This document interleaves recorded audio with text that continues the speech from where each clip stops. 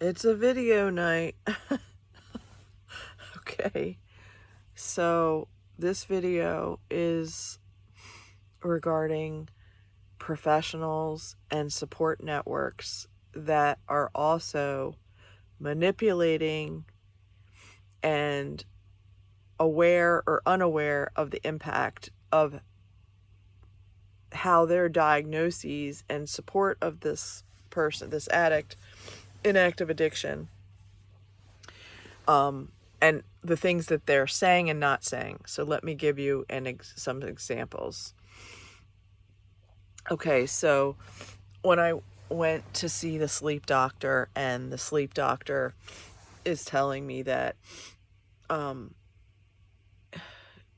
he has all these variables. These are part of his sleep disorder. He needs to take a sleep study. After that's, this is the medication he's on to help him and support him with this sleep addiction. They need to be taken at these intervals, blah, blah. Okay. I'm not an expert on medication. I'm not aware that that these sleep medications can be used with street drugs to create additional cocktails for drug addicts. I'm totally unaware of this. Okay, number one. The sleep doctor is not at all, talking about his potential addiction and how that could be affecting him if he's not following the protocols. He's not directly speaking of that where he should have been, okay? And then there's, the other part of the drug addict's personality is they love to make jokes. They love to make jokes out of everything. So, for example, let's say we had an appointment with the sleep doctor, and, the nurse who has been knowing Eric this entire time for, I don't know, 15 or 20 years, he's been going to the same sleep doctor, and this nurse knows his way, and she's joking around with him, okay?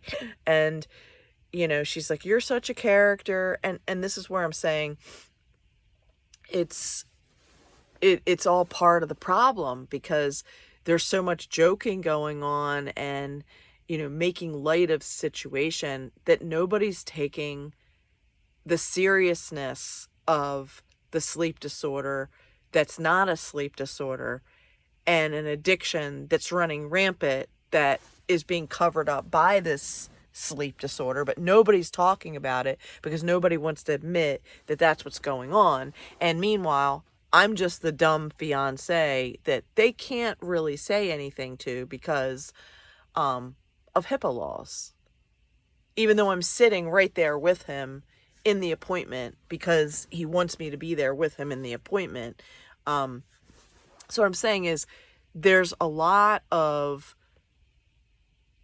the doctors not saying and not asking the questions that they should be asking, and me asking all these questions and them giving me vague answers because I'm not the patient. Okay, so there's that. The other thing is therapists, okay? I remember when his therapist asked me to come meet him and to have a group meeting with him where he's explaining, these are some of the, problems and issues that they're working on together. And, he wanted to be able, the therapist wanted to be able to have Eric to be able to have another person with him so that he would have that confidence that, he could express himself, and that somebody would be there as a mediator if he needed, as he was sharing some serious, parts of his awareness or what have you. And here I am, like, being very supportive and very understanding and very compassionate.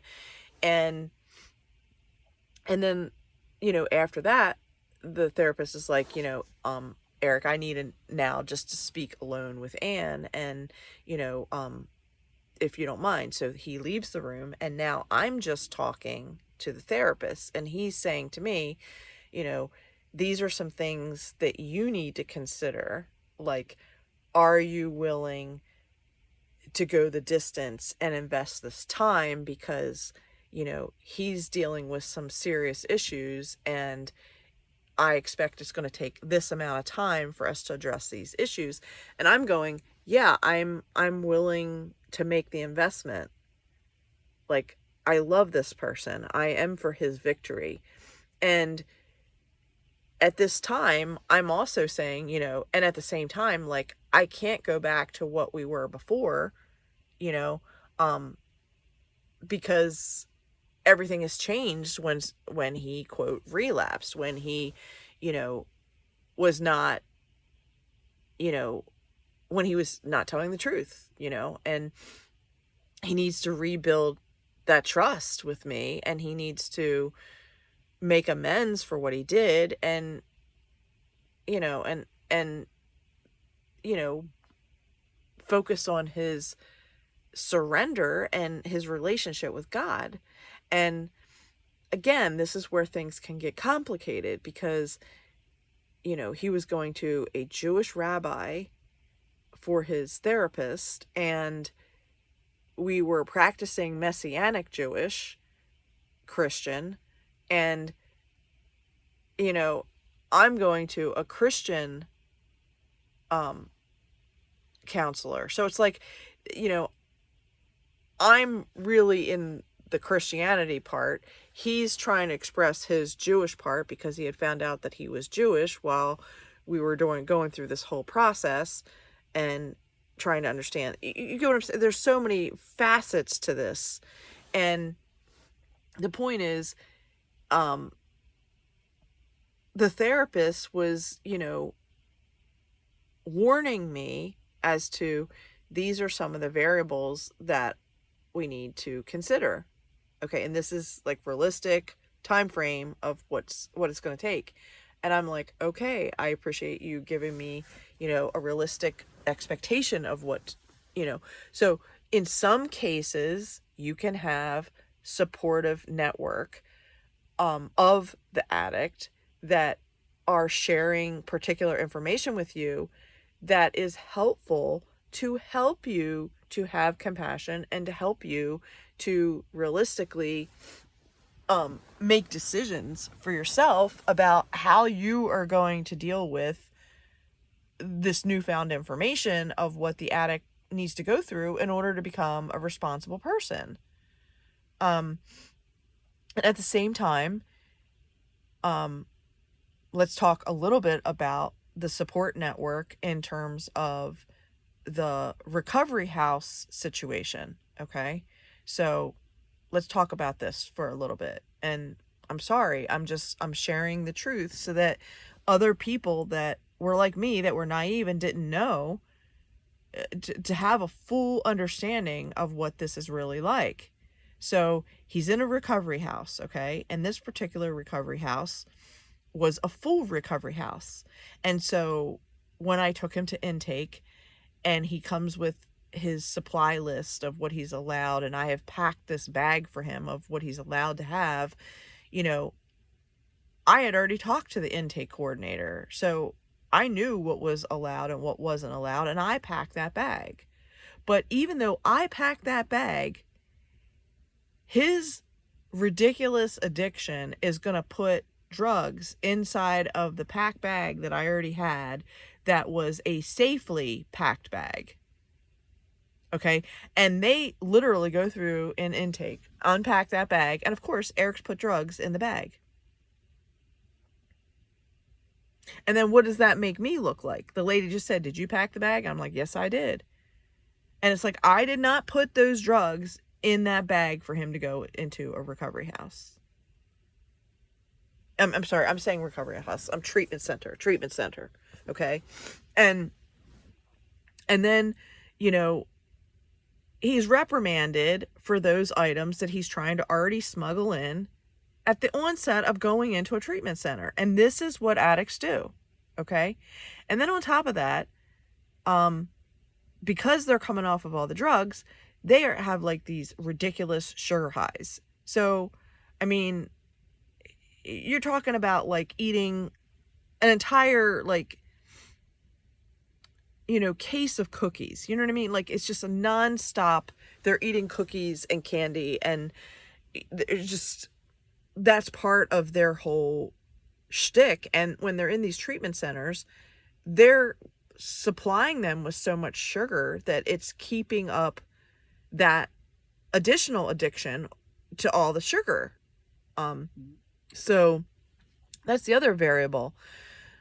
Okay, so then let's jump to the recovery houses. So when they get out of the treatment center, and let's say it's like 2 weeks, they're dry, they've, been, immersed in Christian literature, they've been, he looks amazing. Like, his skin looks good, his face looks, full, he looks like he's well fed. So he looks like he's healthy, okay?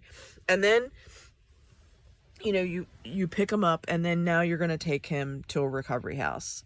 And the recovery house has a house manager, and the house manager is supposed to be basically like the house dad, to take care of all the men in the house, and he's supposed to manage them and, be the quote father figure to shelter the new, the new ducklings, the new male ducklings that come in, and to be like, these are the rules, here's your room. And it's like, again, they're sharing a room with another addict in addiction. So you don't know, quote, recovery. You don't know if they're actually in recovery or if they're in addiction, because where's the recovery house located? It's located in a blue light drug district where drug deals are going on right on the street, right on the corner, right in the backyard, because that's where these, quote, recovery houses are in drug neighborhoods, which, again, is totally insane, okay? So you drop them off at the recovery house. The house manager assures you that they're going to be fine. They've gone through the packed bag with all their variables and have verified that the bag is either okay or not okay. And again, sometimes he smuggled stuff in, sometimes he didn't. It was, whatever, how serious he was. But the bottom line is, he's now in a recovery house. He's sharing a room with a roommate that he doesn't know until he gets placed in this room. And there's other people within the recovery house that are also sharing rooms with other addicts. So you could have a newbie with somebody that's been there for a year or more. So, the chance of somebody relapsing is pretty high in these recovery houses because somebody is going to fail, okay? And then you're in a blue light drug district is where the recovery house is located, which is also stupid. And the house manager is not going to want to babysit all the time. And many of the house managers that I met and had conversations with, they themselves had their own issues, and many of them had a normal habit of going to a massage slash, whore massage person so that they would go to get their massage. And when they were going to get their massage, which is their way of jerking off and having sex with somebody, there's no house manager in the house. So the addicts are either going to follow the rules or not follow the rules, okay? And that's another opportunity where the addicts are going to relapse, is when the house manager has the night off, or he's going out away for the weekend because he's going to see his girlfriend or whatever. The point is, there are problems in the recovery house system because it's not foolproof. And there are times when the addicts are still going to push the envelope and they're going to go out and do drugs in the recovery house. Okay? So, one of the recovery houses in particular, the last one he was in, people had been through the recovery treatment year-long program. And even though they appeared as though they were a good house manager in the sense of what they talked about and how they themselves as a house manager appeared to be someone that had their life more so together than, you know, the newbies or the other various addicts that were living in the house manager appeared as though he was on the right path, okay? But when you walk into the recovery house, many of them they're just so dirty and, you know, disorganized. And, you know, I'm just saying, like, that's also very typical of these places. And unless they're instilling in principles and life skills into the addicts about, you need to clean up after yourself, you need to wash your dishes, you need to, you know, you can't leave your dirty socks anywhere in the living room. You know what I mean? Like, most of these places stunk and smelled like a big ashtray and looked like just a big bachelor pad that nobody was cleaning or caring for any of these things. And that's where I'm saying, again, unless the house manager is really demonstrating and being a role model of what it's like to be a responsible man and, you know, not just existing, but actually living in a clean environment that you feel comfortable and proud to be able to invite somebody over and have a meal, you know, like many of these places, like, it's not like that. It's poverty level and beyond and under. So, you know, it's not too far from like an abandonmenium. I mean, it's not as bad as that, but it's not like living in a home, you know? So again, this is where the support system of these recovery houses that's supposed to be helping people is not necessarily really helping people, because the recovery houses are located in a blue light district, in a drug zone, in a drug neighborhood, with people that are put in a management position they themselves have not really accomplished or achieved, like, what it is to be a godly man. I mean, many of these people are like, maybe they have achieved, you know, solvency and clean and soberness, but that doesn't mean that they understand who God Almighty, the God of Israel, is. That doesn't mean that they have surrendered to Jesus at the cross for the atonement for all sin, and that does not mean that they have the Holy Spirit. Many of those guys that are in recovery houses and are managers, they are not a godly man. They may be demonstrating some wise wisdom of being a worldly man, but they are not demonstrating how to be a godly man. And that's a really important point, because if they're not in the Bible and they're not reading and being fed, you know, information that's really going to help them to become a leader and to emulate the same behavior of being a godly leader, then again, the system for drug addicts is failing drug addicts, because it's not preparing them to become real godly men. It's preparing them to just get by and get away with the minimal amount of effort that's required.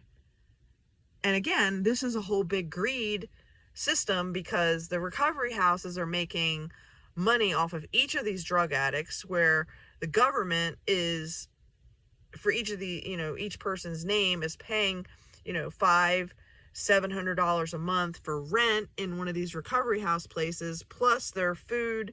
They're taking money off of their food stamp card, etc. Like, all of these things are actually part of the deception and the greed of the system, because the recovery houses are making money buying a shitty house in a bad blue light district neighborhood to put addicts in a drug infested neighborhood, and then say, oh, get recovery in this neighborhood, where every time they walk out the door, there's a drug deal happening right on the street in front of them or right behind them in the alley.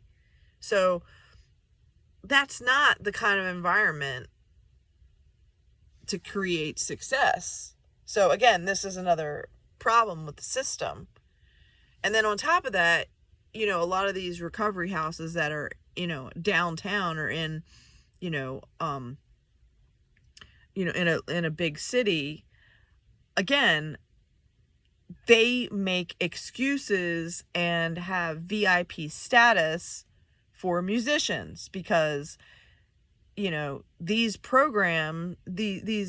organizations like the Hum, they want to have a really successful Christmas season with their music performance and their fundraisers.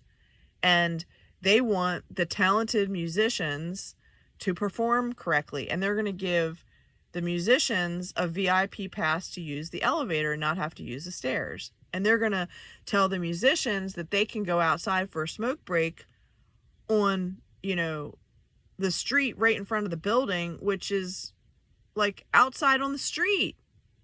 Like, they're giving them access to the outside world when they don't deserve it. Like, they haven't earned it. They haven't been in recovery long enough to create the disciplines and to have a true surrender to Jesus. And they're already giving them VIP privileges to go out in public. And again, how did I find this out? Because Eric was using his credit cards, and I'm getting the alerts that he just bought, candy at this, and cigarettes at this hole in the wall, place, 5-minute walk from the Hum. And I'm like, how is that possible if he's inside the Hum? How is that possible if he's in a recovery program? How is he allowed to get out and use a credit card on the street? And that's where I'm saying the system, the support system, and the professionals that are supposed to be helping the addicts are not. Okay? And then lastly, I want to talk about, for some people, for many people, support systems are their family. Okay?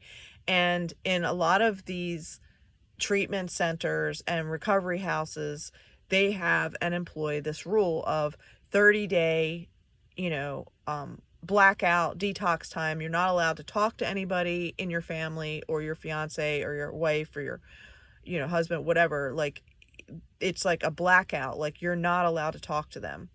And I find this to be extremely, like, uncooperative. Like, yeah, I get it. If your husband or wife or fiance or whatever was also a drug addict in active addiction with you, yeah, I understand that.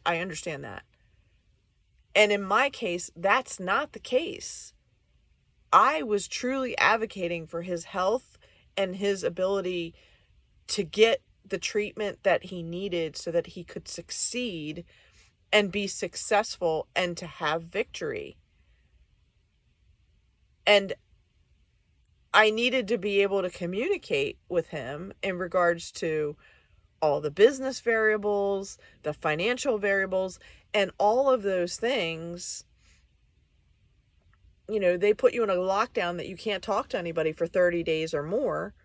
And meanwhile, all those variables, like, I couldn't have access to the accounts without his signature.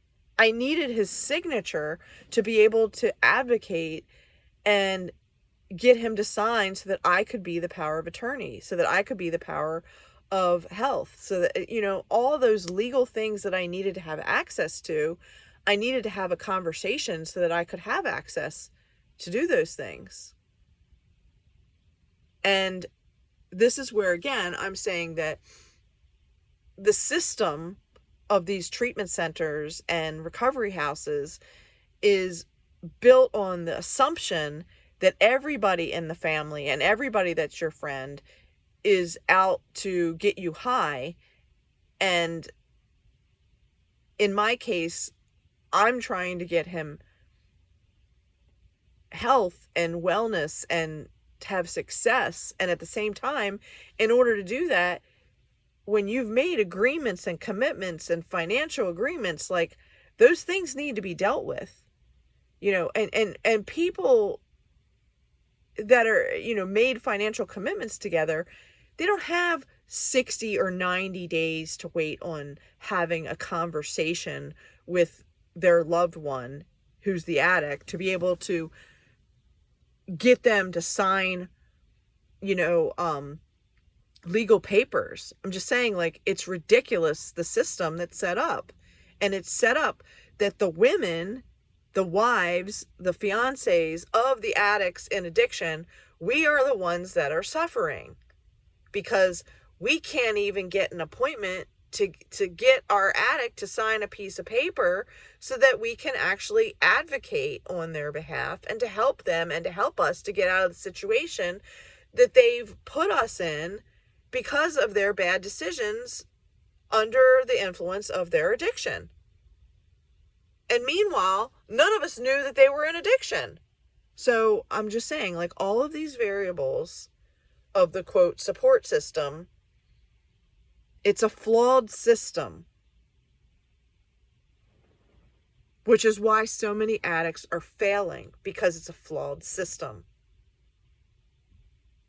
And unless the God Almighty, God of Israel, and understanding Jesus at the cross and the atonement for his death for all sin, all the way back to the Garden of Eden, is not where your focus is, and if you're not surrendering to that understanding, you're not going to receive the Holy Spirit.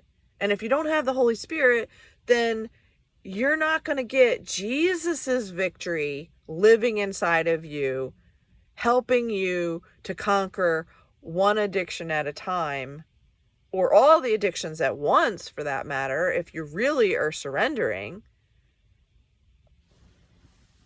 Instead, you're gonna have relapses. You're not gonna have the outcome that you want if you really don't have a true surrender. And as much as, again, I appreciate the people that are drug counselors and, treatment center coordinators and intake coordinators and all the people that are out there that are attempting to do their job and to do their job well so that they can help addicts to get well, the point is, we are still dealing with a flawed support system. And the problem that the family keeps getting broken up, that, I was Eric's family, me. I was his fiance. I was his family. And I was there advocating for his best interest so that he could have success. And if they're going to ignore that we even have that understanding, and they're going to say, oh, your family's not allowed to have contact. I mean, that's a messed up reality. It truly is. And I think that's part of the huge problem, because the recovery is not including the family in understanding what the addiction even is, what are the telltale signs of how they're hiding. Like, if there would have been some kind of, orientation or something, like he's going into a treatment center, like I come in there and other women that are, fiancés and wives of their loved ones, like, we should have been in an orientation meeting of, these are all the things that addicts do to lie, kill, steal, and destroy your peace. These are where addicts typically hide their drugs.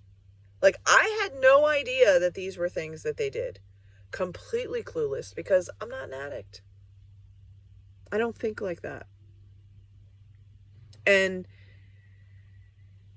if somebody would have had some kind of orientation about these are the typical things that drug addicts do, maybe I could have spotted the behavior sooner, because I would have been looking for, these are the things that I'm looking for. But I didn't know what I was looking for. I didn't know that I had to even look, because I was being sold a completely different story, that he had a medical problem with his sleep disorder.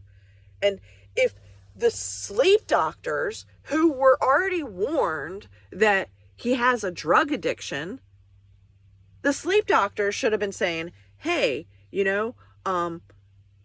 knowing that you have this drug addiction, and knowing that this, sleep drug could counteract with this other drug, I need to make this and bring this to your attention. Like, there was no discussion of that whatsoever. And again, that's fault in the system. And lastly, support systems and accidents.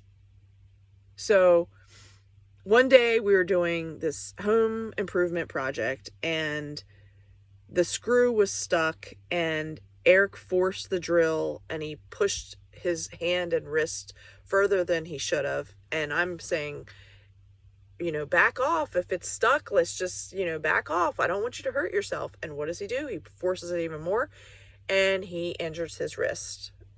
And as a result of injuring his wrist, he's now in chronic and constant pain. So he starts using all these pain pills that are for his back, now for his wrist. And he's increasing the dosage without his doctor's approval. And I'm watching the container go down further. I'm like, what's going on? And he's like, I really hurt my wrist. And I'm like, well, then you need to go to the doctor.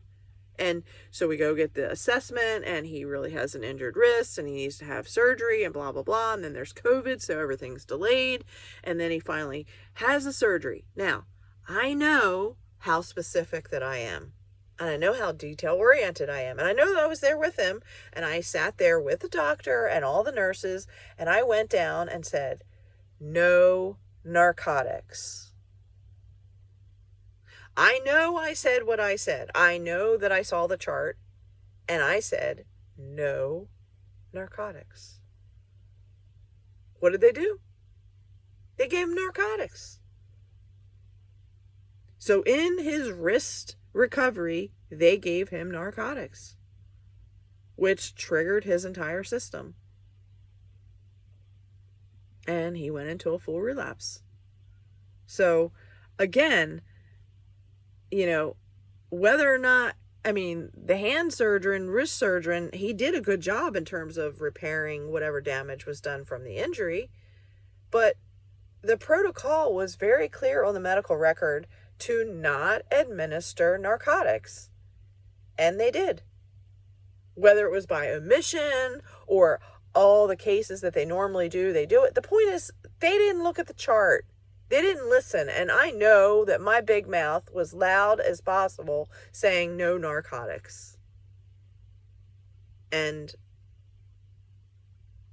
he was juiced up with narcotics by the doctors. And lastly, let's talk a little bit about family and support systems with family that are like your extended family, immediate family. So in his case, both of his, quote, family, mother and father, had died when he was, a teenager, and then also, 2016 or something. But the point is that both of his parents were dead. Then he found out that he was really adopted, and that he was really Jewish, and that he had parents that were still alive. And so he went to go research and find out how to reach them, and he started to contact them and leave them messages. And again, imagine if your entire life you were brought up by parents that were actually adopted parents. You didn't know that they were, not your real parents, but you had this weird feeling your entire life that you didn't look like them, you didn't fit in, you didn't belong, you had totally different skill set than what your parents had. And meanwhile, they're telling you your whole lifetime that you're their son when you feel like you're not. And then he gets the confirmation that he really isn't their son and that he was really adopted. And then he goes to investigate who his biological parents are, and he reaches out and says, hey, I'd like to meet you, blah, blah, blah. And this is during COVID. Like, you know, you'd think that during COVID, during strange times, that people would want to meet their children. With the uncertainty of where the world was going, you'd think that people would want to make amends and clear the deck. Well, his mother refused to meet him or have anything to do with him. And I'm sure that that entirely broke his heart. And then his father, biological father, he did have conversations with him, video calls and audio calls, and I did get to meet him as well over the phone calls. And all the plans that we had suggested and attempted to make to meet in person, his biological father refused to meet him and refused to meet me. And the conversations that he had with his half brothers and sisters in different countries, and, you know, again, Zoom calls, again, I was hopeful that he would be able to create an extended support network with his newfound biological family and half sisters and brothers, so that he would have an opportunity to start over and to make it worthwhile, to start fresh. But his own biological family didn't want to have anything to do with him. I mean, the mother refused to even have a conversation. The father never wanted to meet in person. And even though the brothers and sisters had a couple phone conversations, it never resulted in meeting in person. So again, that must be devastating to someone who wants to belong, who truly desires to have a relationship, and they're pushed away. So again, I'm trying to share with you that the support system for addicts is not a great system, and it's set up in many cases for them to fail because the support system is not encouraging a comprehensive family dynamic built on biblical principles of God the Father, Jesus at the cross, and the Holy Spirit, and having, you know, a vertical relationship first, and then a horizontal relationship second, and, you know, the husband and wife relationship, and then, you know, children, extended family, whatever. Like, they're not included in the process. That's the problem. So if the family's not included in the process, then how is the family supposed to get through the trauma and the impact of all the damage that was already done to the family? How are they supposed to get past all that if there's no incorporation or integration of the family unit to even have compassion or understand, or, you know, have some kind of protocol, like, these are the typical things that addicts are going to do, and these are the things that you might want to set up to prevent yourself from having these experiences in the future.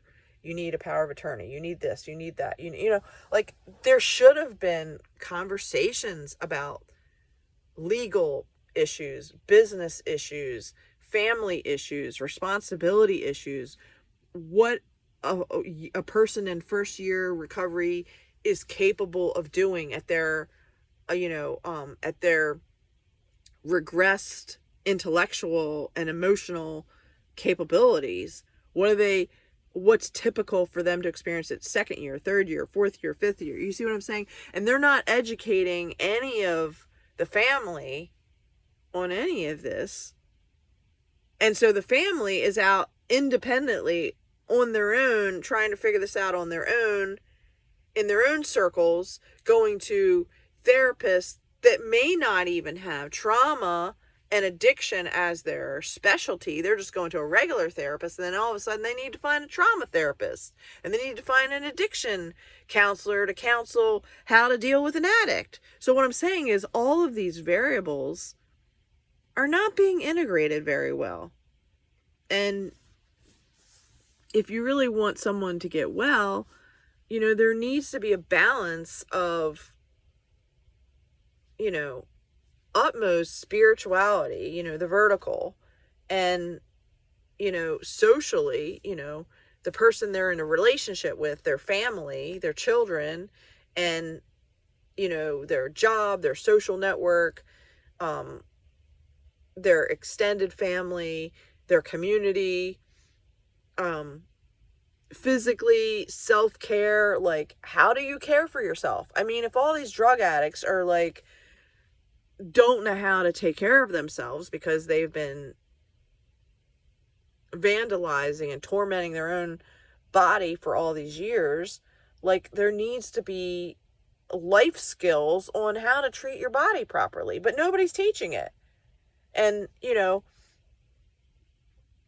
what does it mean to go to the gym or have a walking routine or whatever? Because a lot of these addicts, they don't exercise. You get what I'm saying? So there's all of these variables that are not really being represented and incorporated into the healing process. And the addict is like on their own trying to do all this and, flounder around.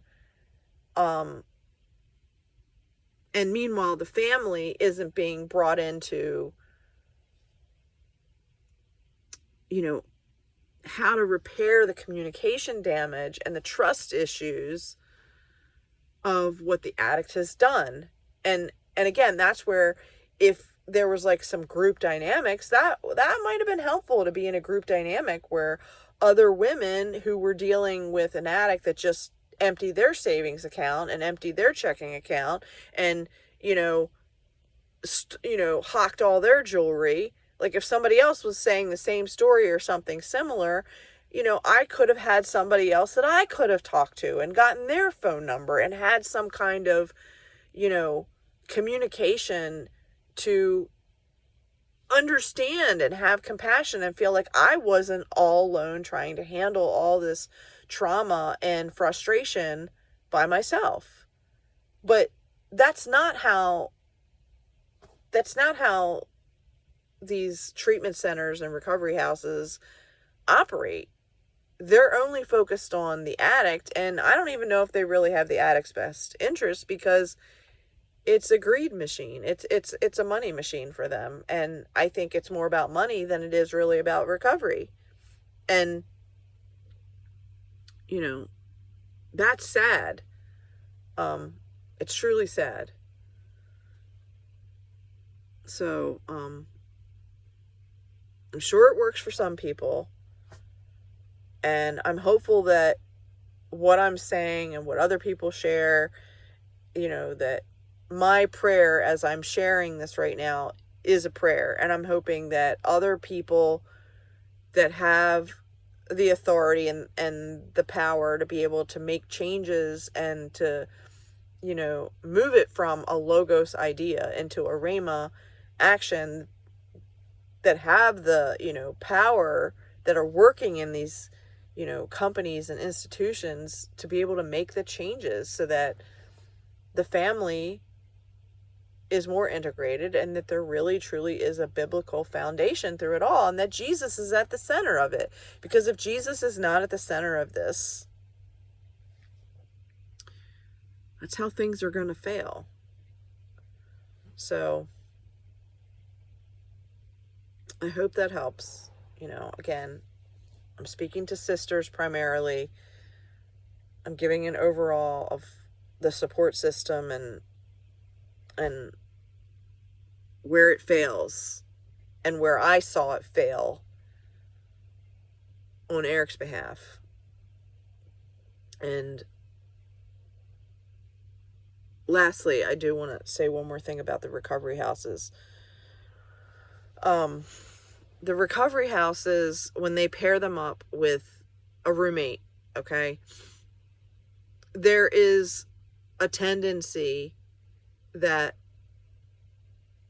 one or both of them is going to impair the other to go back out and use drugs. And like I said, most of the time that they're using drugs, there's whores involved as well. So when I got that call that, he was in a coma and he relapsed, and the recovery house, I'm calling that house and I'm like, can I pick up his belongings, blah, blah, blah. And he's like, well, I already put them out, and, they're on the porch. And I'm like, look, I'm not stupid, and I know that his expensive guitars are in that recovery house. And I said, and when I show up, you will hand me those guitars, and you will hand me or give me access to pick up his clothing and his belongings and laptop, etc. And I'm like, I'm not taking no for an answer. Like, you're not going to manipulate me. And so I showed up, and sure enough, all of it was a lie, okay? And there was nothing on the porch, okay? And I went into his disgusting room, and this is where I'm saying, I'm going to paint you a picture of what it was like when he came out of a coma, okay? So he was living in this recovery house. He went on a drug binge. He went into a coma. He recovered out of the coma, and he was being sent to a year-long treatment center. And so at that point, he asked me if I could go pick up his belongings, that he could have his clothes, etc., guitars, to take it to the treatment center. So I'm going to pick up his belongings, and I walk in, I'm escorted into the bedroom, and his roommate is in the bedroom. Now, first of all, let's talk about the smell. The smell of this tiny bedroom smelled like dirty feet, dirty athletic equipment, and sex. The entire room smelled like dirty feet, sex, athletic equipment, and like pizza. That's what the room smelled like, okay? And it was horrible, okay? And nothing was in order. It was absolute chaos. There was no orderliness about this room, okay? His expensive guitars were literally like under the bed, not in their case, in a closet. Clothes were all over the place. Pizza was like, the cheese was like stuck on the dressers and on the bed sheets. And there's just like disgusting,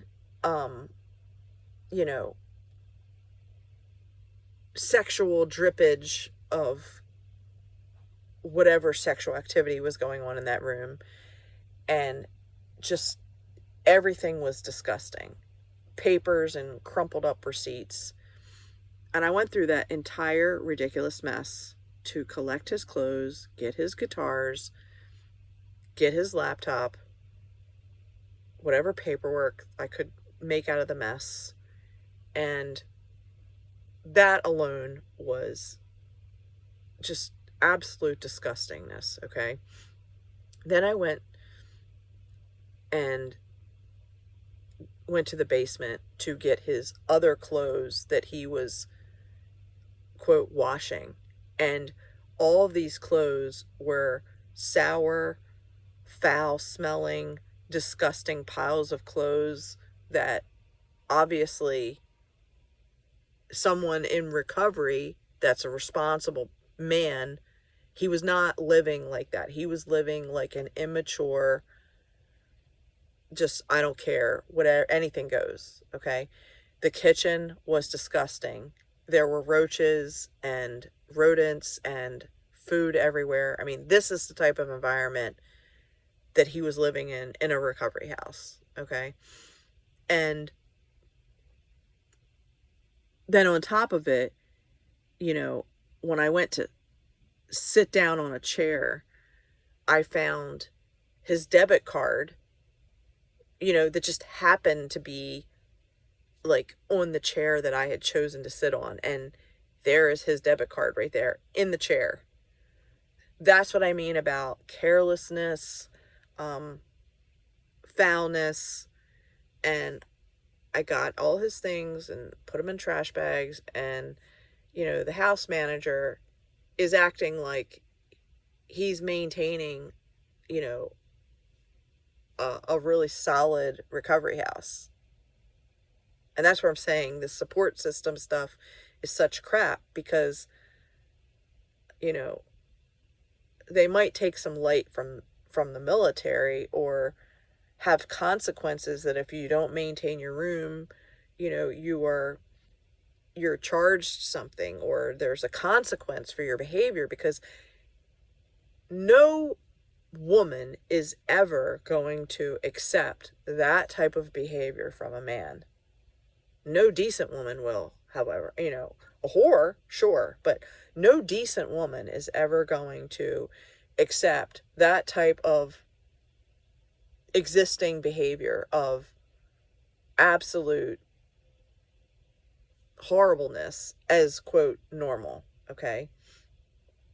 And a house manager that's managing a property like that needs to be actually managing it and manage the people within it, so that they actually can have recovery and that they can be encouraged to be a decent adult that's going to come out with some godly behavior and to be able to handle themselves in the world. But living in a toxic environment like that, how can they come out of that and be successful?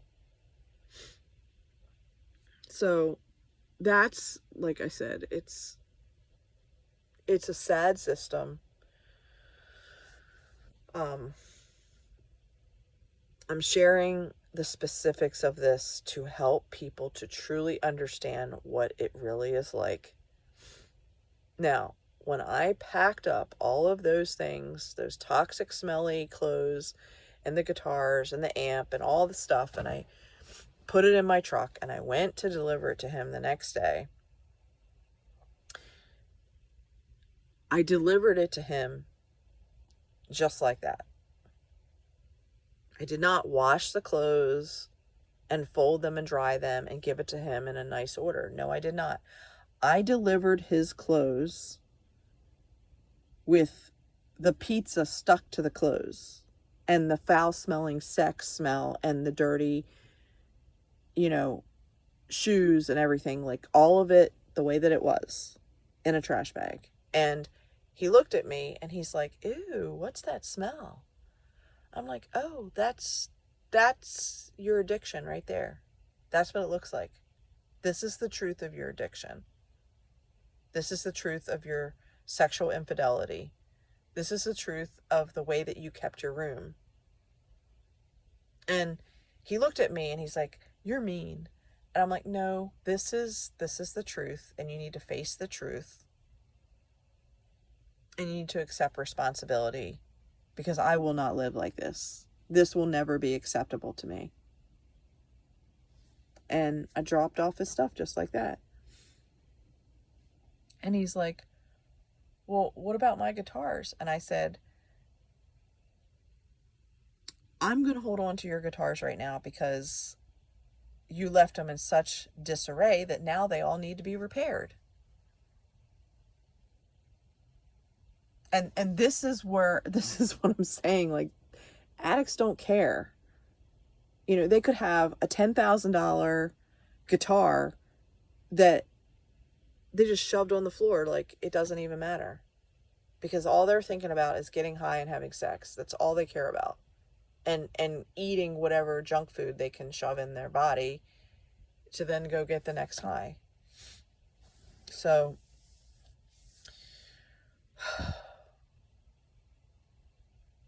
my prayer is that you can really hear what I'm saying, and that you can pray for this industry so that drug addicts and the recovery industry can really grow up and start to create solutions for these problems that I talked about, and that the family needs to be integrated into this process, as does the Bible, and having a biblical foundation on Jesus. Because without Jesus, what I just shared with you is what's happening. Because if the medical doctors are not sharing Jesus, they're not being truthful and honest about what's really going on. And yeah, so I'm sorry, I'm kind of all over the place. I hope this helps and, gives you some understanding about what it's really like, and, what we as brothers and sisters still need to come together to resolve and find solutions to, so that there's a better system, that there's a better program to really help drug addicts to really surrender and to learn new skills that are going to help them become responsible adults, and to provide services for the family and the victims of all the abuse and domestic violence and neglect and financial devastation that the addicts have caused to their spouses and their families and their children, and some kind of programs to be able to help them pick up the pieces and repair from the damage that the addicts have caused them, and to really make it clear to the addicts that they need to make amends. You can't just keep apologizing for everything and expect people to be like, oh yeah, thanks for your apology. Apologies mean nothing. Amends is where it's at. So have a good night, everybody.